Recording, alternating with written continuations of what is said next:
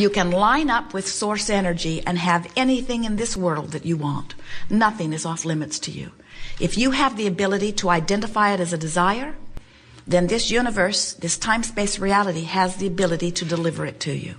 But it's necessary that you become a vibrational match to your desire. So you can't just be sloppy in your vibration. You can't just observe anything that's in front of you. You can't just turn on the television and watch anything they throw at you, because they have motives for everything they show you. Television has discovered that if they show it to you often enough, you're just going to start vibrating with it. All of the advertising experts have discovered that if they can just get themselves out there, that eventually you will become a vibrational match to what they are offering you. And in doing so, you will attract yourself to it, and it will come to you. And so it's just good business, advertisers say, to get the word out there, get it vibrating in your experience. But we want to say to you, you've got choices about what you let vibrate in your experience.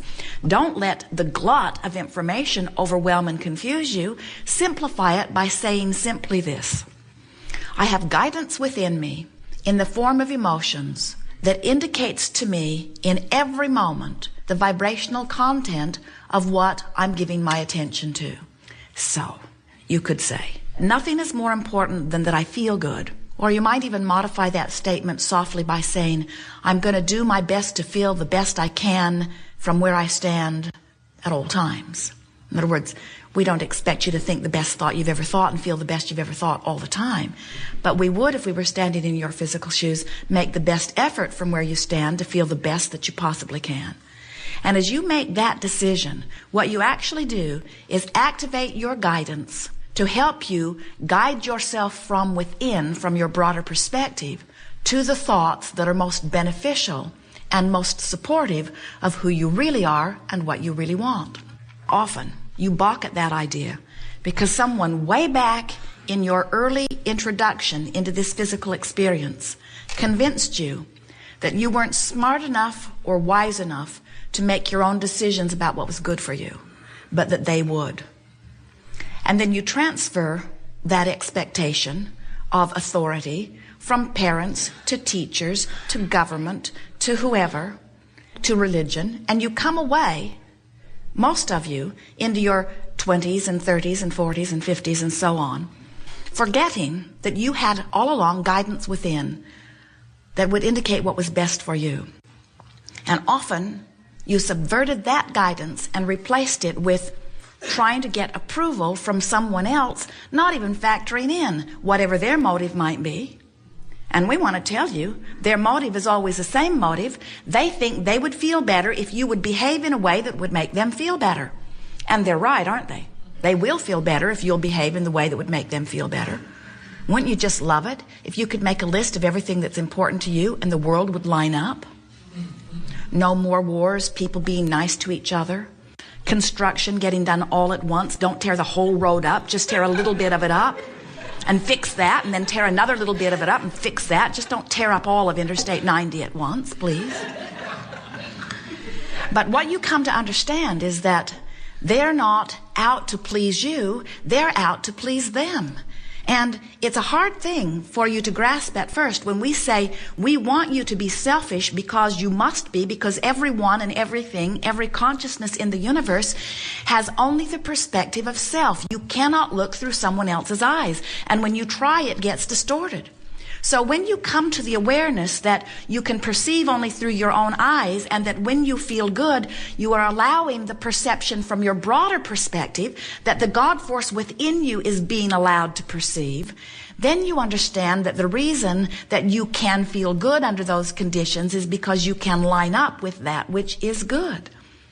Hypothetically, people worry about everyone being selfishly oriented. The argument they always throw out is, if everyone did exactly what they want to do, what kind of world would this be? And we say, a really, really good one. Because if everyone did what they wanted to do, everyone would feel free. And if you feel free, you feel empowered. And every negative emotion that exists, hear this, every negative emotion that exists is because there is some sense of loss of freedom somewhere in there. When you think about the range of emotions, when you think about joy and passion and love and appreciation on one end of the spectrum, and despair, depression on the other. Can't you feel that in the joyous end there is empowerment and acknowledgement or perception of freedom? And in the despair end, in the depression end, in the fear end, can't you feel a perception of loss of power? You are the creator of your own experience, you know. But you have to learn to tweak your vibration into letting in what you want. Creation isn't about going and getting something. It's about preparing the nucleus, which is you, right here where you stand in your powerful now, vibrationally to let in the good stuff that you've been asking for. This universe is based upon attraction. There's no assertion in this universe. It's all attraction, which means as I stand in my physical body and I focus upon things that feel good while I focus, I achieve a vibrational signal that matches good things. But if I look at something wrong in the world, and there is plenty like that you might want to look at, and I activate that thing that I think is wrong within me, and I know I've done it because I feel awful as I'm doing it, and I continue to focus upon that with the well-meaning intent of making it go away or fixing it, I can eventually activate it so consistently that it becomes not just an activated in this moment vibration within me, but a dominantly often activated vibration, which is what a belief is, a thought that's so easy to think because I've practiced thinking it for so long. So now I've got this vibrational habit going on, and now what I really want can't come because I'm on a different vibrational frequency.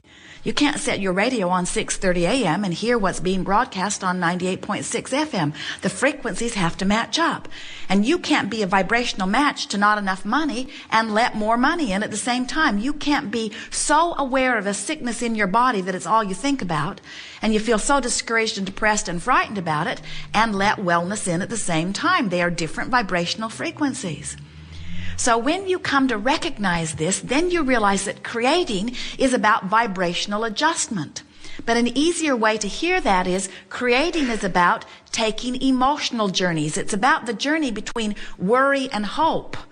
The emotional journey says, all I have to do is shift from worrying about not enough money to hoping and believing that there will be enough money. And when I have made that vibrational shift so that when I think about money, I feel calm and good rather than frenzied and worried, when I've made that shift, the universe will do all of the orchestrating. The universe is the concierge, the employment agency, the coordinator, the manager in the sky that will line all that up for me. You don't have enough hours in the day or energy and time to make things happen. You've got to get into the attitude of allowing the good stuff to happen.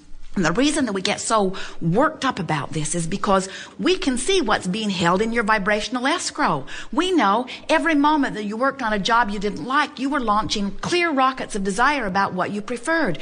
Every time you were mistreated, you launched a rocket about what would feel better. Every time you felt like you deserved more money, you launched a rocket that put more money into your future experience. Your future experience is so full of all of this good stuff that you want. But here you are beating the drum of where you are, talking to coworkers and to friends and to your mother about how things aren't going the way you want them to go. And here's this magnificent future experience all lined up with your name on it, with your vibrational encoding, ready for you anytime you chill out and relax and practice yourself into more positive expectation about good things coming to you. The entire universe will respond to you. Certainly the cells in your body will respond to you.